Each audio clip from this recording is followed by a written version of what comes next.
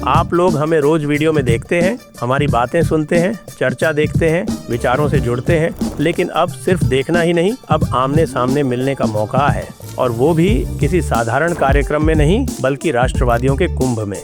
The Jaipur dialogues लेकर आ रहा है कोंकण समिट, मुंबई 21 मार्च को। थीम है अनब्रेकिंग इंडिया। इस वैचारिक संगम में आपके साथ होंगे भाव तोरसेकर, अनुपम मिश्रा, कर्नल अजय रैना, सुशील कुलकर्णी, अभिजीत चावड़ा, विवेक अग्निहोत्री, नीरज अत्री, विष्णु शंकर जैन, आनंद रंगनाथन और भी कई प्रतिष्ठित वक्ता। जहां विचार होंगे, संवाद होगा और अटूट भारत के भविष्य पर गंभीर मंथन होगा। रजिस्ट्रेशन लिंक नीचे दी हुई है और स्क्रीन पर दिए गए QR कोड को स्कैन करके भी आप आसानी से रजिस्टर कर सकते हैं। देरी मत कीजिए, आइए रजिस्टर करिए और इस वैचारिक संगम का हिस्सा बनिए।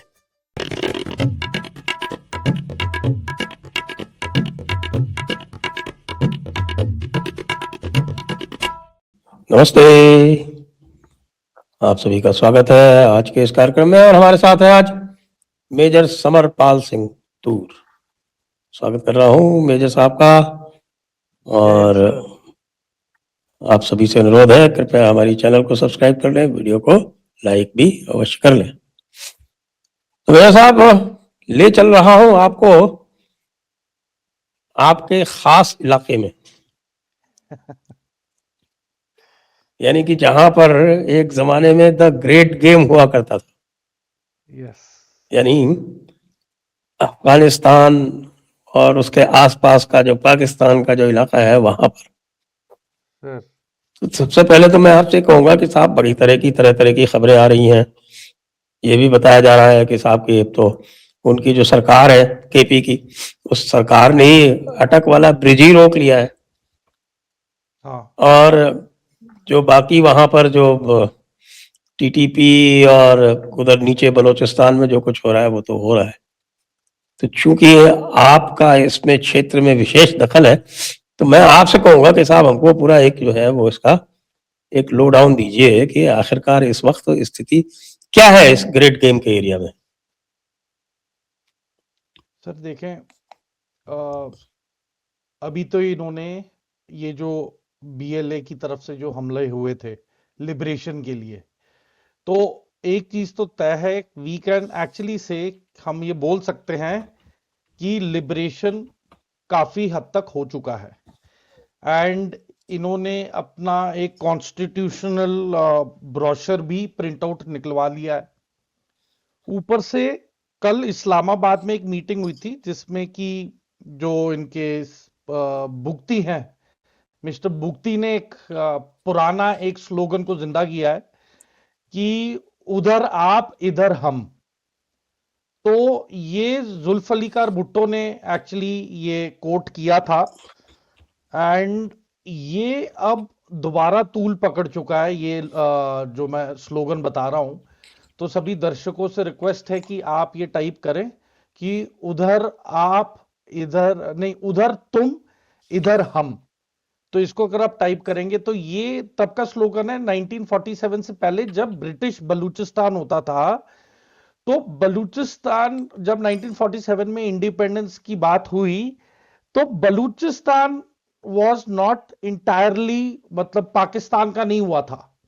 और वहां पे टॉक स्टेट ऑफ कलात थी वहां पे। तो यस, बिल्कुल सर, बिल्कुल, आप तो बिल्कुल सही फरमाया सर। तो और स्टेट ऑफ कलात में कलात खुद की स्टेट थी और उसके 3 यानी खर्रान, मकरान और लासपेला, ये 3 स्टेट्स और उसके सॉवरेंटी में थी, उसके अंडर में थी।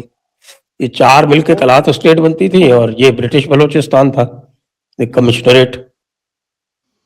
तो आज जैसे मैं बात कर रहा हूं तो मेरे पीछे इधर ये बलूचिस्तान का फ्लैग मैंने लगाया हुआ है इन solidarity.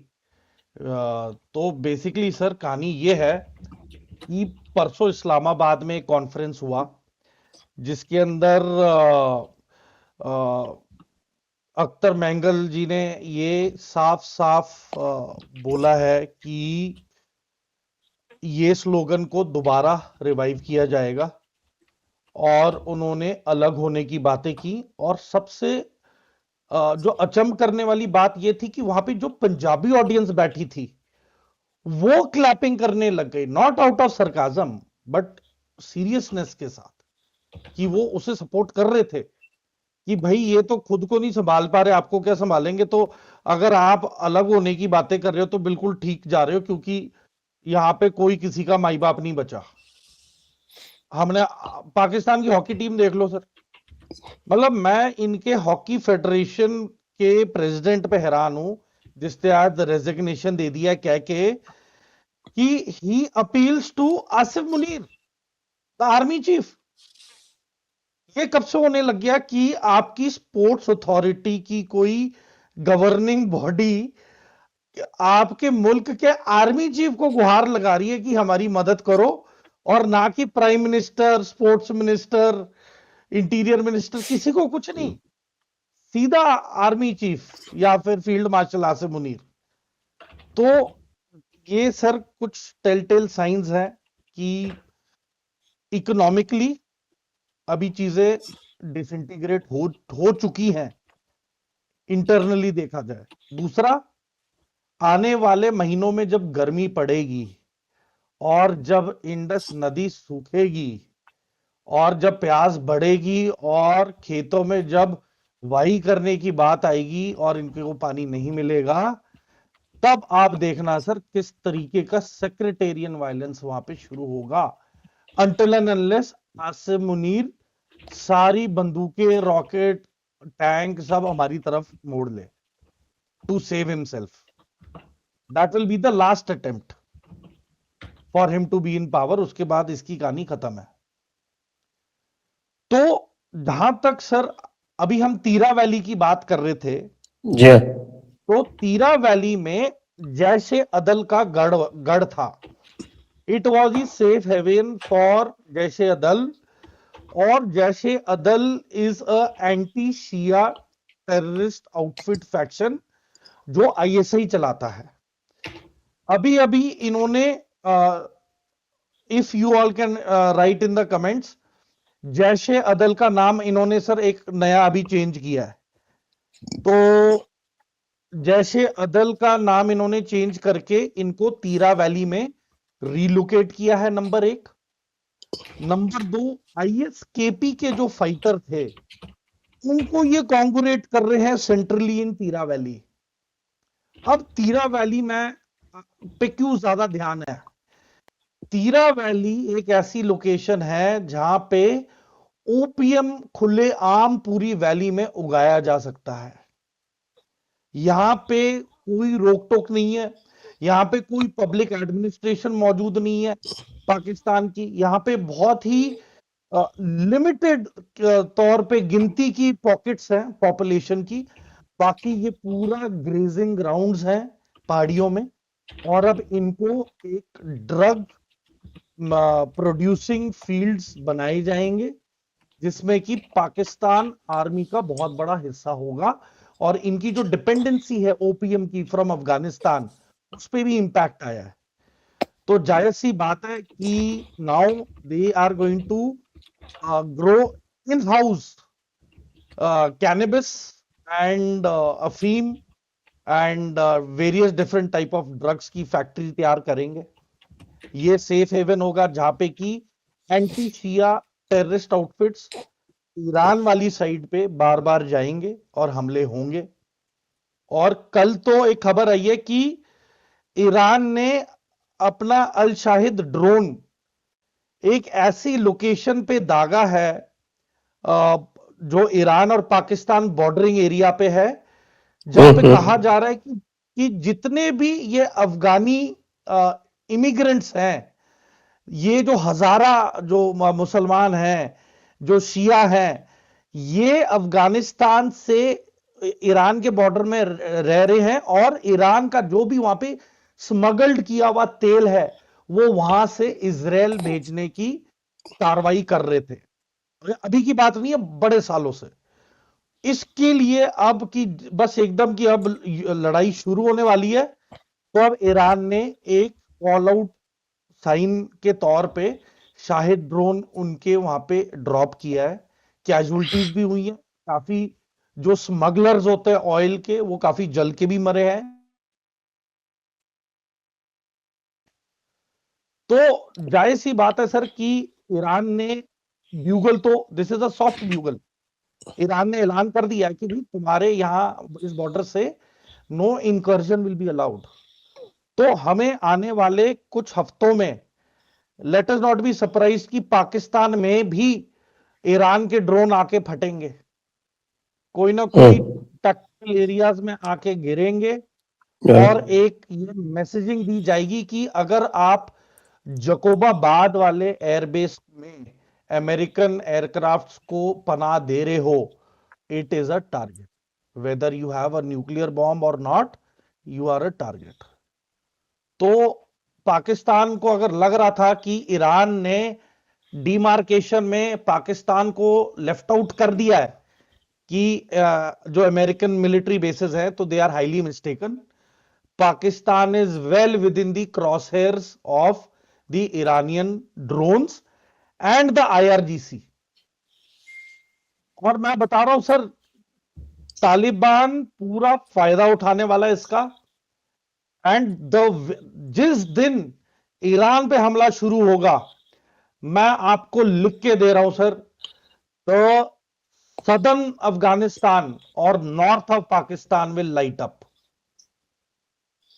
It is going to light up, it is not going to be a cake walk.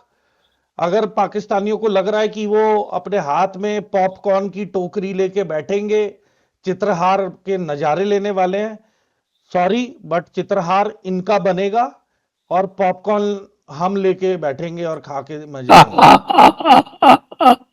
ये मैं आज बता रहा हूं आपके जयपुर डायलॉग्स पे सर, आप इसे रिकॉर्ड कर लो एंड द डेट हैपेंस, आप इसका क्लिपिंग वहां पे लगाना जो मैंने बात बोली है, दैट ईरान के वॉर को शुरू हुए 48 घंटे में there will be a massive attack और a retaliation from BLA, BRA, BLF and TTP, and हो सकता है कि Taliban also, I am not openly saying Taliban, but might be की तालिबान। एल्स ये जो मैंने नाम लिए हैं, इन ये ऑर्गेनाइजेशंस जो फ्रीडम स्ट्रगल कर रही हैं, ये पाकिस्तान को जवाब देंगे। एंड मैं आपको एक और चीज बता दूं सर, हमने सबने सुना है स्पाइडर्स वेब, तो इस टाइप का जो ऑपरेशन है, this is well under way right now.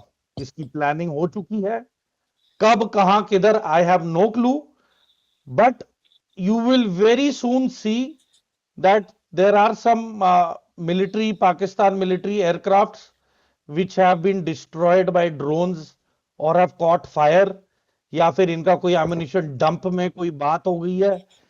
This will become a regular affair now.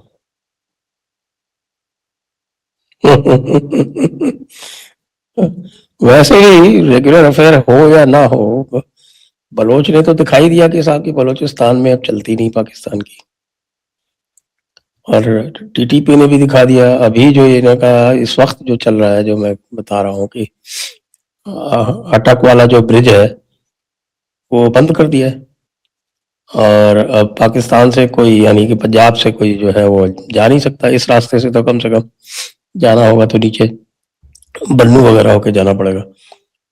तो इंडस के ऊपर इतने सारे ब्रिज भी नहीं बनाए हुए हैं इन्होंने, तो इनको तो बड़ी मुश्किल आने वाली है। पैसे कहाँ हैं सर इनके पास? इनके व्यापारी के सारा जो प्रोड्यूस था, जो अक्टूबर नवंबर दिसंबर का था, वो पूरा लॉस में गया है। जो इन्होंने बॉर्डर बंद किया अक्टूबर में, जो लड़ाई छेड़ी इन्होंने अफगानिस्तान के खिलाफ, तो आप देख लो अक्टूबर में तो वैसे ही बंद कर दिए सारे गेट्स। नवंबर दिसंबर जनवरी, ये 3 महीने, नवंबर दिसंबर जनवरी, कोई भी ना इनकी सब्जियां बिकी हैं, ना इनके कोई फ्रूट बिके, सब के सब गल गए, या इनको डिस्ट्रॉय करने पड़े या लॉस में बेचने पड़े। तो इनके फार्मर्स को अभी से ही धक्का लगा है। तो they are not realising sir, इसका इंपैक्ट अभी गर्मियों में आएगा, जब जो प्रोड्यूस जब नहीं हो पाएगी, पानी नहीं मिलेगा, तब इनके सायरन्स ऑन होंगे कि भैया प्याज के रेट एकदम से ट्रिपल कैसे हो गए? टमाटर तो है ही नहीं, कहां से लेके आए? एंड ईरान तो टमाटर देने वाला रहा नहीं, अफगानिस्तान से आप कुछ मांग के देख लो, ठीक है, और टमाटर के नाम पे नंबर 36 ग्रेनेड ही देगा कि ये खा लो। तो Pakistan is going to implode sir, economically implosion होने वाला है, भुखमरी होने वाली है, सेक्रेटेरियन वायलेंस होगा, इनके बैंकों में लूट होगी, देयर विल बी आर्सन, आग लगाई जाएंगी, ठीक है, सरकारी महकमे की गाड़ियों को, इनके दफ्तरों को, and there is going to be a total collapse of the whole situation. और मैं लिख के दे रहा हूं sir, Asif Munir will take political asylum in USA, he will run away, उसकी फैमिली वैसी बैठी हुई है यूएसए में, ये भी यूएसए ही जाएगा। इसको सऊदी अरेबिया, एक और चीज बाहर आई है सर कि सऊदी अरेबिया के साथ न्यूक्लियर डील हो गई है, पता नहीं कितने कितने बिलियन डॉलर्स की सऊदी अरेबिया के साथ डील हुई है, और इन्होंने अपने न्यूक्लियर एसेट्स और बॉम्ब्स सऊदी अरेबिया को बेच दिए हैं ताकि ये अपनी पता इकोनॉमी नहीं को कब रिवाइव वो कर सके। सऊदी अरेबिया तो इनसे JF-17 लेने पे भी विचार कर रहा था। ये सारी चीजें जो है ये ISI ISPR वगैरह प्लांट किया करते हैं। अब ये जो आप कह रहे हैं सर कि अब देखिए आपकी सूचना है ये पाकिस्तान की है। Sir, how can Saudi Arabia have F-16 also and at the same airstrip has the Chinese JF-17 also? आपको लगता है कि अमेरिकन वहां पे सऊदी अरेबिया को बोलेंगे कि भाई हमारे माथे पे पाकिस्तान लिखा है? American will never let it happen. ये मतलब आई डोंट नो कि किस बहकावे में बैठे हैं। मतलब Saudi Arabia should be sensible enough to understand that ये जियोपॉलिटिक्स में American will not let JF-17 dominate the market. वो भी हवा बना के रखा है, अभी तक ऑन ग्राउंड सर कुछ पहुंचाया नहीं गया है, सिर्फ शायद इंडोनेशिया को कुछ पीसेस दिए हैं, बाकी किसी को कुछ नहीं भी दिया है। दावे ही हो रहे हैं, खोखले दावे, और शोर मचाया जा रहा है। सो जो JF-10 और JF-17 की बातें हो रही हैं, it is just all fart and no shit.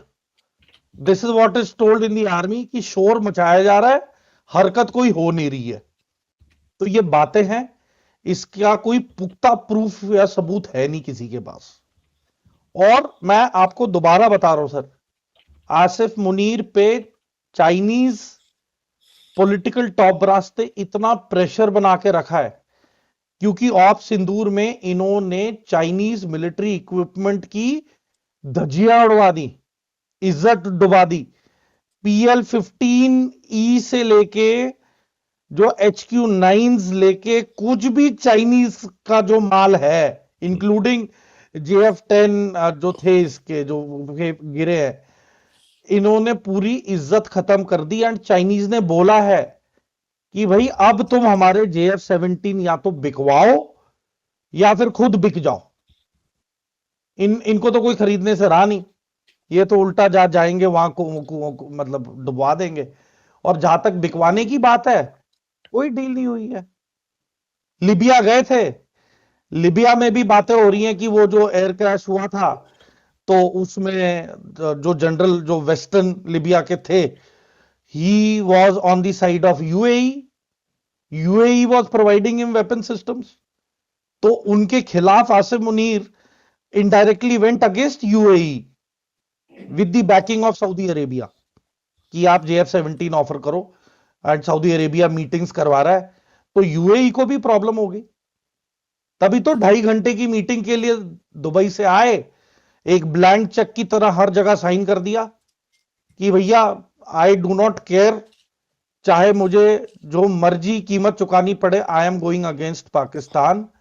और अब पाकिस्तान को पता नहीं $6 बिलियन जो इन्होंने लोन पे लिए थे विद 6% या 5% इंटरेस्ट, रेट ऑफ इंटरेस्ट जो था, वो UAE ने बोला है कि भाई नहीं, I will not give you extra time, you return it. और फिर उसकी वजह से अब अजय बांगा के सामने ये अपना नंगा नाच कर रहे हैं, उसे उसके गांव लेके जा रहे हैं, एंसेस्ट्रल गांव। वहां पे लोग बड़े खुश हुए, कहते और बुलाओ, भीख मांगने के चक्कर में हमारी सड़कें और नालियां तो साफ करवा दी। मतलब ये हालत थी।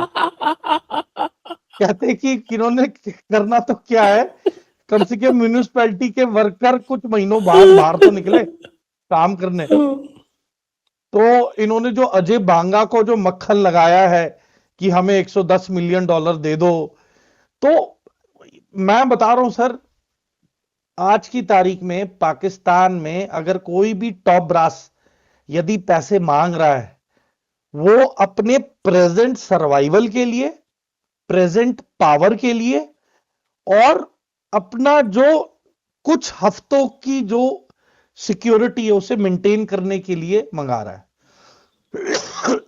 जिस दिन पाकिस्तान कोलैप्स होगा, ये सब गायब होंगे पैसे के साथ, अवाम को कुछ नहीं मिलने वाला है।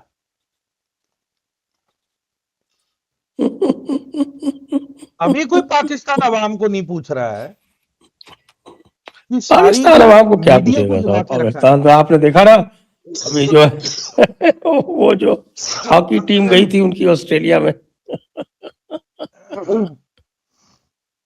आप देख लो जिस जिस हालत में उनको रखाया है ऑस्ट्रेलियंस ने,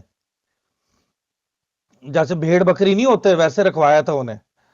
कहते कि इन्हें बिल्कुल पाकिस्तान वाली फील आनी चाहिए, they should feel at home, इन्हें ऐसा नहीं लगना चाहिए कि ये ऑस्ट्रेलिया में आए हैं। तो वही है, इनकी हॉकी की टीम के साथ भी वही हुआ, make them feel like home. तो वही वही कंडीशंस में रखा है। होटल में रहने के लिए पैसे नहीं है। पाकिस्तानी डायस्पोरा को रिक्वेस्ट की जा रही है कि भाई आप चंदा इकट्ठा करके होटल करवा दो, आज एक एक दिन के लिए, कल हम किसी और लोकेशन पे जा रहे हैं। तो फॉरेन में भी अब मतलब वो डोनेशंस पे ही इनका पूरा चल रहा है। और इनके हॉकी टीम के कैप्टन ने प्रेस कॉन्फ्रेंस में बोला है कि एक टाइम था जहां पे उसने पाकिस्तान की इज्जत बचाने के लिए झूठ बोला कि नहीं सब ठीक है, और वो खुद बोल रहा है कि वो मैंने तब भी झूठ बोला था क्योंकि मुझे बोला गया था बोलने के लिए all is fine, all is well, all is not well. कहते पूरा system is become like a well, सब खत्म है। तो sir things are very bad. और मैं तो क्या ही बोलूं सर, मैं इतना ही बोलूंगा कि लेट अस वेट। एक हेलीकॉप्टर बस नीचे गिरना बाकी है पाकिस्तान का। आपने पिछली बार भी कहा था, तो कब गिर रहा है?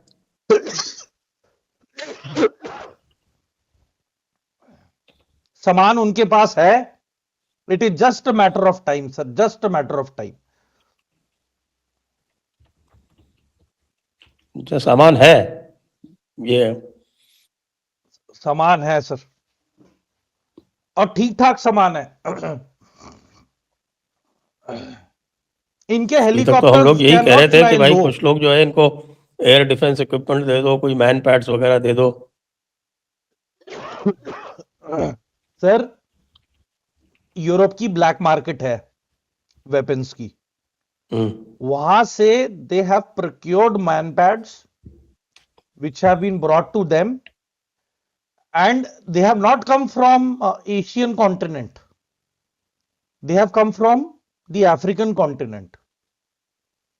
अब I cannot tell further details कौन सी कंट्री कहां किधर, but yes there are armed dealers there मतलब when you have served in UN, आपको इनका पूरा डोसियर पता होता है कि कौन कौन से प्रोमिनेंट आर्म्स डीलर है, इनके अगेंस्ट रेड कॉर्नर नोटिस का भी हिस्ट्री है, एंड हम इनकी लोकेशंस कहां कहां पे ये इलीगली अलग अलग सूडो नेम्स के साथ कवर में रहते हैं, in palatial mansions, sea facing villas, जंगल के अंदर स्थित रिसोर्ट्स जहां पे कि पहुंचने में भी 2 दिन लगते हैं, सेक्लूडेड लोकेशंस पे रहते हैं, नॉट सीन नॉट हर्ड।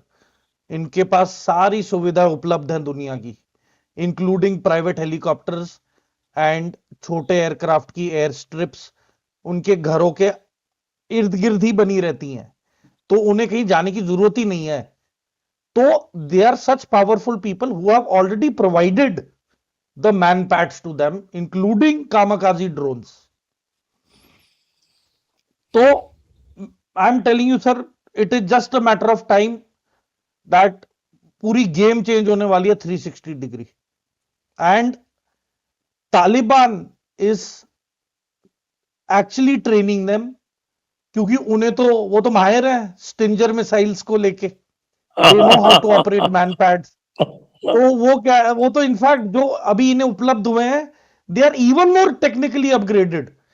तो कहते थे कि यार हमारे टाइम पे तो फायर करके फिर भी आपको टेलीस्कोपिक साइट के अंदर फील्ड ऑफ व्यू में रखना पड़ता था हेलीकॉप्टर।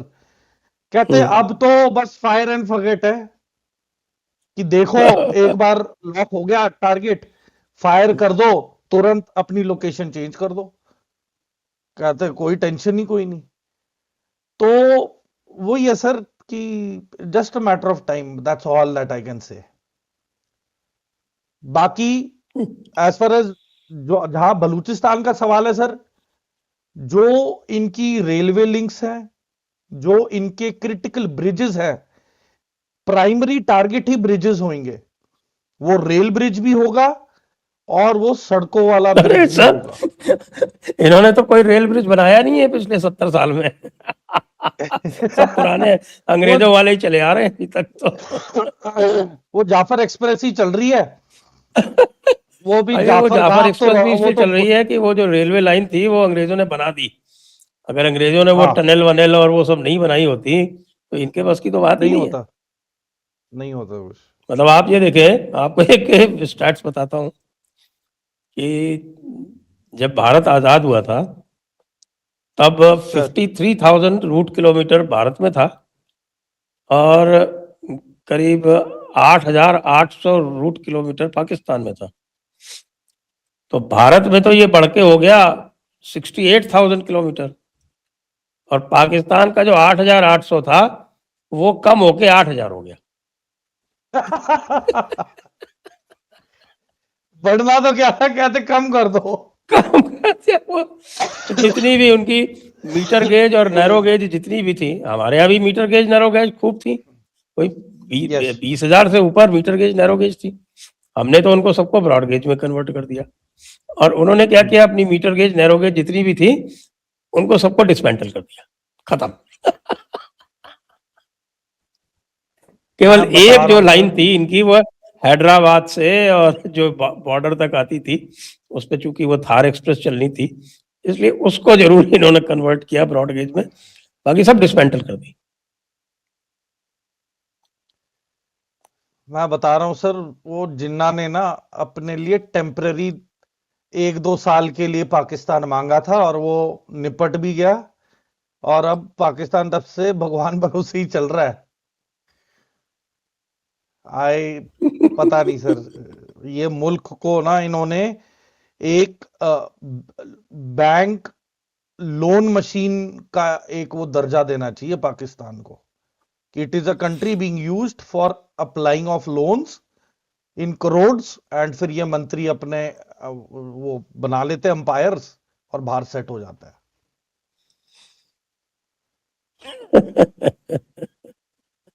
तो सर अफगानिस्तान ने अपनी पूरी तैयारी कर ली है और उसे पता है कि आने वाले समय में अभी गर्मियां शुरू होंगी, लड़ाई लगेगी।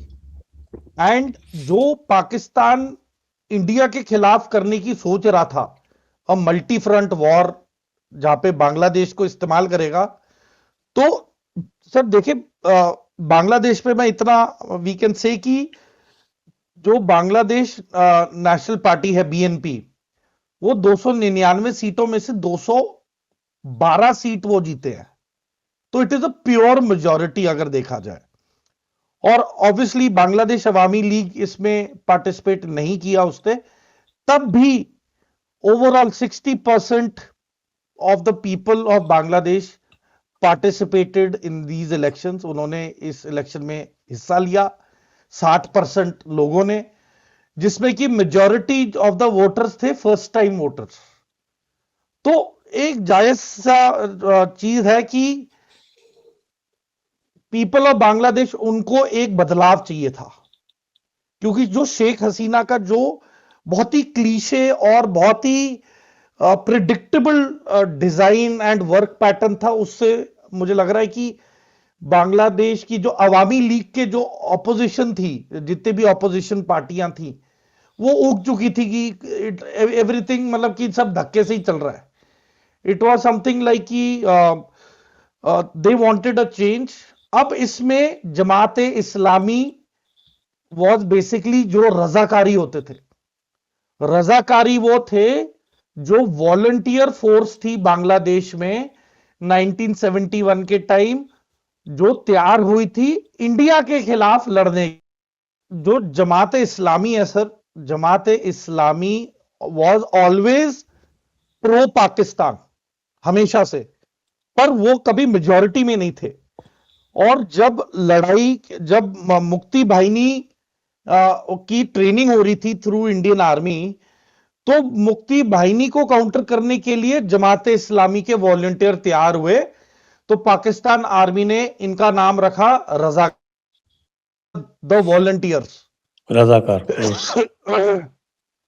अब इन वॉलंटियर्स ने क्या किया, ये इन्होंने 35,000 पाकिस्तानी ट्रूप्स के साथ मिलके कम से कम 10 लाख बांग्लादेशी औरतों का यौन शोषण और रेप किया।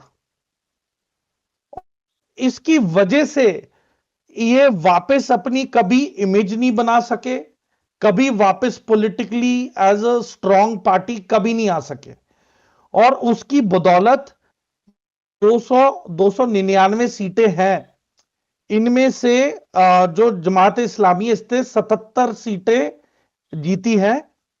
77 में से 68 seats are purely Jamaat Islami, और जो बची हुई 6 सीट है वो मिली है बांग्लादेश के जेन जी को। अब इसमें हंसने वाली बात यह है कि ये जो मूवमेंट की जो मजदूरी जिसने की, वो ये 6 सीट वाली जेनजी थी, जिसको जमात इस्लामी ने पूरा सर पे बिठा के रखा, चढ़ाया कि तुम जाओ, तुम आगे मतलब बढ़ो, आग लगाओ, पुलिस स्टेशन बर्बाद करो, तोड़ो सब कुछ, हम तुम्हारे साथ हैं। और जमात इस्लामी अलग से माइनॉरिटीज को भी पकड़ पकड़ के ला रहे थे, और हमने देखा कि एक हिंदू को इन्होंने बड़े दर्दनाक तरीके से मारा, ताकि एक मैसेज जाए इंडिया को।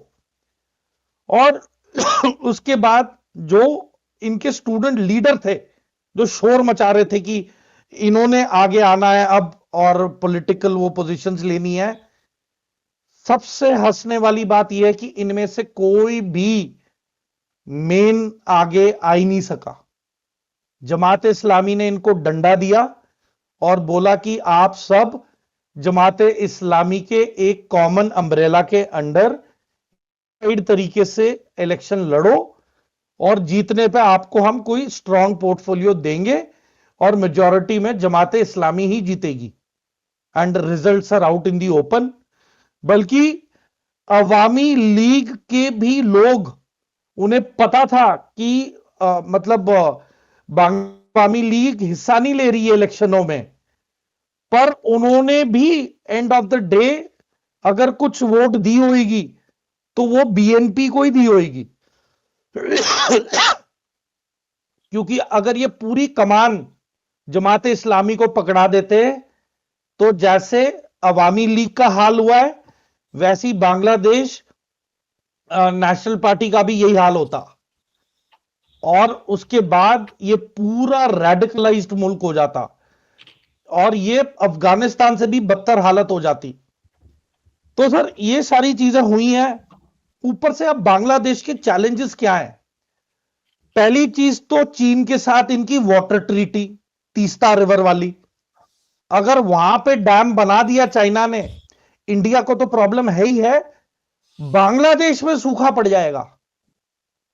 तो चाइना ने इनका जो नलका है पानी पीने वाला, वो अब ब्लैकमेल कर रहा है कि you get closer to USA, तुम पानी भूल जाओ मेरी तरफ से। इंडिया फिर भी will manage some or the other, but Bangladesh will be affected in a very disastrous way. इनकी जो भी क्रॉप फार्मिंग, कॉटन जो उगाते हैं, कपास वगैरह, कुछ भी नहीं कर पाएंगे ये। Their textile industry will be over, अगर चाइना ने मन बना लिया इनका तीस्ता जो प्रोजेक्ट है उसको साबोटाज करने के लिए। On the other hand, American are already तो सिटिंग चाइना इन तो बांग्लादेश। फंडिंग कर रहा है, वैसे भी इनका जो तीस्ता प्रोजेक्ट है वो तो बगैर भारत के तो कर नहीं सकता, क्योंकि इनका जो एरिया है उसमें डैम तो बन नहीं सकता, ज्यादा से ज्यादा बैराज बना सकते हैं ये। सर देखिए, ये जो तीस्ता वाला जो डैम है, जो यांगसे रिवर पे जो बनाने का जो जिसने दावा किया है चाइना ने, अगर वो बन भी जाता है तो स्टिल पानी कंट्रोल्ड मैनर में इंडिया तक तो आएगा, but after India consumes it Bangladesh में आएगा क्या? थोड़ा मतलब ना के बराबर ही पहुंचेगा पानी। तो ये करेंगे क्या? अब तो जब बरसात आएगी तभी तभी बाढ़ आएगी, तो ही पानी होगा इनको काम चलाने के लिए। बाकी तो I don't think, because China will use this as a weapon against Bangladesh diplomatically, whether they like it or not. तो बांग्लादेश का सैंडविच बना हुआ है between USA and the Chinese.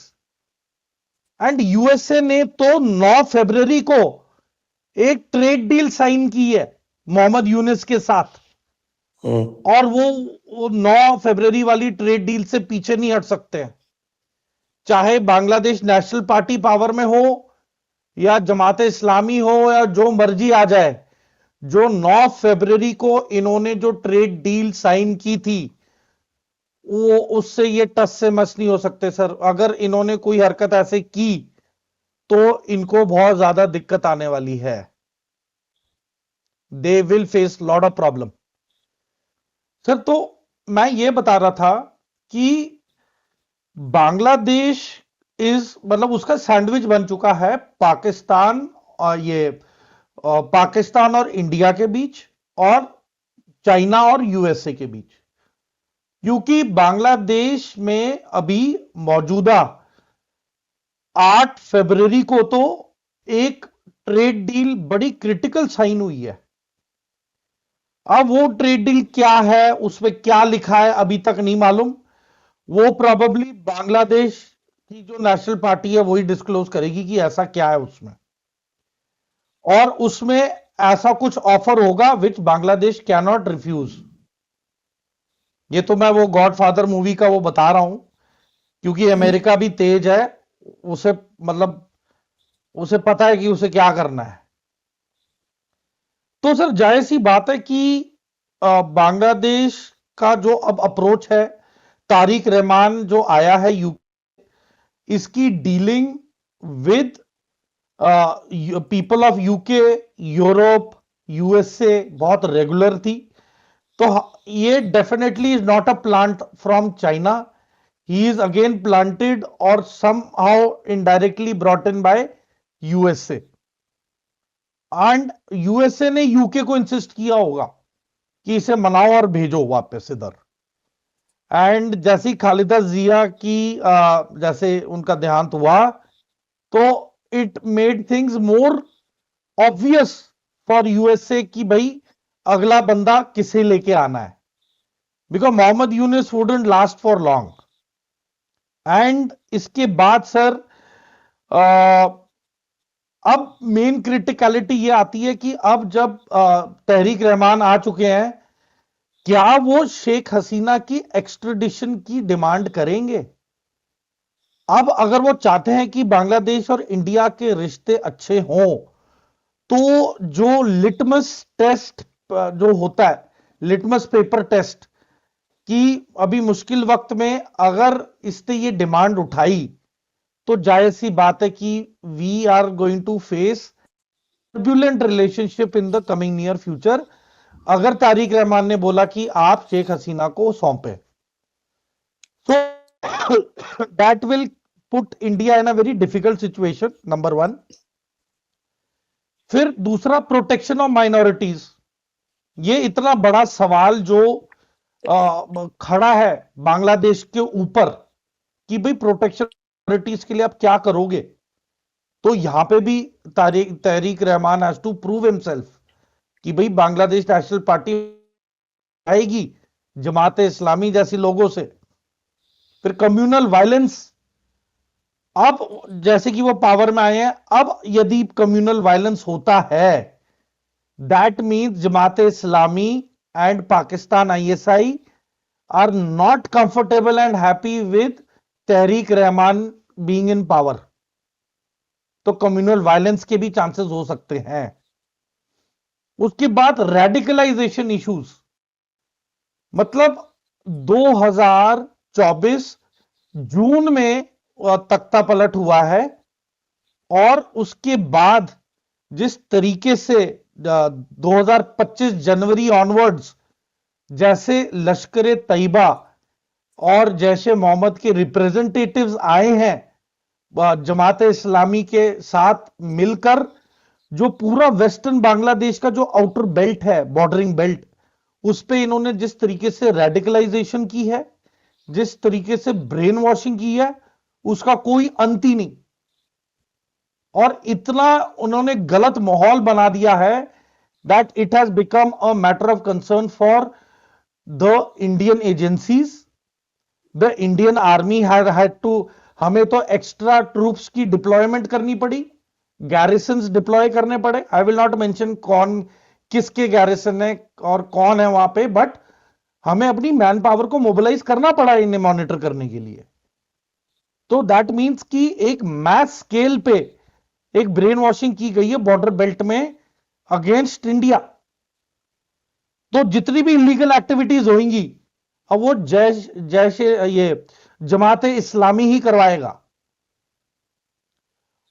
बात सर इनकी कैसे रिक्रूटमेंट कराएंगे रेडिकलाइजेशन के थ्रू, क्रॉस बॉर्डर लिंकेजेस कैसे होंगे, फेक प्रोपोगेंडा को कैसे कंट्रोल करेंगे, मिलिटेंट्स और इंसर्जेंट्स को कैसे पकड़ेंगे और जेल करवाएंगे, ये सारी चीजें बीएनपी के एक टेस्ट पेपर पे शामिल है। और ये आने वाले 1 साल में बीएनपी को कुछ पुख्ता करना पड़ेगा, and it will have to give the Bangladesh army extra judicial power कि भाई आप रिजल्ट ओरिएंटेड बांग्लादेश को टेरर तंजीमों से मुक्त करवाओ, if they want to be a successful nation. फिर relations with India Sheikh Hasina के टाइम कैसे होते थे कि आपका काउंटर टेररिज्म पे कोऑपरेशन होता था, इंटेलिजेंस शेयरिंग होती थी, कोई भी आईएसआई का होता था पकड़ा जाता था, नेपाल से भी पकड़ के लाते थे, बांग्लादेश के भी intelligence agencies, Indian intelligence agencies, दोनों were working hand in glove. उसके बाद बॉर्डर की स्टेबिलिटी बनी रही। अर्लियर अदर देन जो अर्ली 2000s में जो बांग्लादेश राइफल्स और बीएसएफ के बीच झड़प हुई थी, वो आखिरी झड़प हुई थी जहां तक मुझे याद है, वो भी it was a very unpleasant site. पर उसके बाद पूरा बॉर्डर पे स्टेबिलिटी बनी रही, स्ट्रेटेजिक ट्रस्ट बना रहा एक दूसरे पे, कोऑपरेशन बनी रही, ट्रांजिट एंड कनेक्टिविटी बनी रही बांग्लादेश के साथ। इन पे कोई वो एयर ट्रैफिक या एयर स्पेस का कोई रिस्ट्रिक्शन नहीं था, they were free to fly over India and do what they want. तो अब ये that era is over, Sheikh Hasina वाला। अब ये सारी चीजें बीएनपी को फ्रेश स्टार्ट दोबारा करना पड़ेगा इंडिया के साथ, जिसके अंदर फ्री ट्रेड होगा, ट्रेड एक्सेस होगा, ठीक है सर। उसके बाद energy cooperation, right from hydro electric to other solar, जो कौन सी भी कंपनीज है जिनमें इन्वेस्ट करना चाहते हैं, it all depends how they do it. फिर recognition of its domestic democratic mandate, उसको इनको लेके चलना पड़ेगा बीएनपी को। ये तो कह रहे हैं, अब तो स्टूडेंट बॉडी बोल रही है बांग्लादेश की, जो 6 सीटें जीते हैं, कि अगर आप जब तख्ता पलट हुआ था तो रेफरेंडम जो हुआ था, कहते हैं अगर आप वो रेफरेंडम को कॉन्स्टिट्यूशन में इंक्लूड नहीं करोगे तो ये जो प्रेजेंट इलेक्शन हुई है ये नल एंड वॉइड है। और स्टूडेंट बॉडी बोल रही है कि हम फिर से सड़कों पे उतरेंगे और प्रोटेस्ट करेंगे। नाउ अब डिपेंड करता है कि तारिक रहमान इन्हें कैसे समझाएगा, कैसे नेगोशिएट करेगा। तो सब कुछ पक्का होने के बाद भी कुछ भी पक्का नहीं हुआ है। Everyone is in a dilemma, क्योंकि जो जेन जी है बांग्लादेश की, it has felt cheated, it has felt left out, और I think better sense will prevail कि अब इन्हें अगर अकल आ गई है तो ये जमात इस्लामी को बिल्कुल डिस्ट्रॉय कर देंगे, बिल्कुल खत्म करेंगे, and they should come up and make a new party and take up the positions along with BNP, या फिर बीएनपी के बगैर। बट जमात इस्लामी ने इनको बहुत दबा के रखा है, बहुत डरा के रखा है। तो आई थिंक कि दिस विल बैकफायर नाउ। इनका इंटरनल कॉन्फ्लिक्ट ज्यादा होने वाले हैं अब। And what does India want? हमें बॉर्डर की स्टेबिलिटी चाहिए सर। हमें we do not want any panic migration, we do not want any refugees coming into India. फिर we want the rebuilding of strategic trust, कि आप हमारे साथ दोबारा वापस शामिल हो, ताकि हम पाकिस्तान को तो साइडलाइन करें। पाकिस्तान खुद डूबती भी नहीं है, उसका क्या सहारा लेगा Bangladesh? So we want Bangladesh to call a spade. And then अगर आप देखें सर, तो माइनॉरिटी इंसिडेंट्स जो which are on the rise, and अगर कोई एक्शन नहीं लेंगे तो that will shake India trust. सीधी सी बात है, आप हिंदुओं के खिलाफ जिन्होंने गलत काम किया है, now you bring them to book. अगर आप ये नहीं करते हो तो इंडिया को दिक्कत होगी, we will have issues with it, trust factor हिल जाएगा। उसके बाद सर, आप टेररिज्म को काउंटर कीजिए और उसे दबाइए, आप उसे फिनिश कीजिए। जो भी ये तंजीमें खड़ी हुई हैं 2025 जनवरी से लेकर अभी तक, बदौलत आईएसआई और पाकिस्तान आर्मी। एंड देन जो normalisation of ties with Islamabad है, it is a cause of concern. आप एक फेल्ड स्टेट के साथ हाथ मिला रहे हो। अगर कोई नालायक बच्चा नालायक बच्चे के साथ बैठा रहेगा, वो तो दोनों ही फेल होते रहेंगे। कम से कम किसी एक समझदार के साथ तो बैठो, कुछ अकल तो आएगी। तो ये तो बिल्कुल ही बद से बदतर वाली हालत में अगर किसी नालायक को चुन रहे हैं, तो इनका खुद का क्या भला होने वाला है? What does Pakistan have to offer? फिर से वही ऑफर करेंगे, J-10, JF-17। वो चाइना को पैसे देने हैं। तो ये तो मिडल मैन है Pakistan. It has nothing of its own to offer to Bangladesh. तो सर जी, इंटेलिजेंस गैदरिंग बहुत जरूरी है। ऊपर से ये पूरे टाइम जो ये अनरेस्ट हुआ है बांग्लादेश में, तो बांग्लादेश के जो चीफ ऑफ आर्मी स्टाफ हैं, वो constantly general Upendra Dwivedi sir को constantly on every fortnight basis update देते थे फोन पे कि लेटेस्ट डेवलपमेंट्स क्या हो रही हैं। एंड इलेक्शन से कुछ दिन पहले ही told general Upendra Dwivedi that sir I am declaring back to barracks. तो बांग्लादेश की आर्मी वापस चली गई है। It is not seen anywhere on the roads anymore. तो general Dwivedi has been in the scene. NSA को भी रिपोर्ट जारी है, एवरी वीकली रिपोर्ट्स, कि क्या क्या अपडेट हो रहा है वहां पे। बांग्लादेश आर्मी का mindset was very crucial sir. तो Bangladesh army was hand in glove and in coordination with our army chief. That is why we did not move an inch, we did not over react. कोई mobilisation नहीं की unnecessary, कोई panic नहीं हुआ, because everybody was in coordination. ये बांग्लादेश की public को इतना पता नहीं होता प्रोटोकॉल्स का। यहां पे हमें मालूम है प्रोटोकॉल्स क्या है। एंड सर फिर जो पाकिस्तान का जो ओवरऑल इंटरनेशनल स्टेज पे आप अगर उनके बना के रखना चाहते हो, प्लीज बनाओ, but it should not be against the national interest of India. We should not be threatened. And उसके बाद सर जो ट्रेड अग्रीमेंट इन्होंने जो अंडर प्रेशर साइन किए 9 फरवरी को, मैं तो हैरान हूं कि 13 तारीख को आपका पूरा मुल्क प्रॉपर इलेक्शंस पे जा रहा है, केयर टेकर गवर्नमेंट जो बाहर जाने वाली है, आप उसके साथ 8 तारीख को एक मेजर ट्रेड डील साइन कर रहे हो। मैं तो अमेरिकन पे हैरान हूं, किस शक्ल से ये मोहम्मद यूनुस के साथ वो ट्रेड डील साइन कर रहे थे। दे शुड हैव वेटेड, और ये रहमान, तारिक रहमान आते अभी, अगर मिलता यूएस डेलीगेशन और ट्रेड डील साइन करता तो कुछ स्टेबिलिटी या फ्यूचर को बंदा फोरकास्ट कर सकता था। हाँ जी, वो तो ट्रेड डील जो है वो तो एक तरफा है, और बट कैन मेरे ख्याल बांग्लादेश से afford to Tarique look away? Rahman को परेशानी आएगी उसको इम्प्लीमेंट करने में। वो आएगी sir, it will become a जी स्प्लिंटर इन द हैंड। बहुत तंग करने वाली है जो भी ये डील साइन की है। एंड इसमें सर आप सरप्राइज मत होना अगर सेंट मार्टिन आइलैंड दे दिया है अमेरिका को, और ये दिया है, I am very sure, trade deal के बदले। जी। तो अब आइए, अब आज की चर्चा को अब यहीं पर विराम देते हैं। सभी दर्शकों को बहुत बहुत धन्यवाद, मेजर तूर को भी बहुत बहुत धन्यवाद। जय हिंद, जय भारत, वंदे मातरम। जय हिंद सर।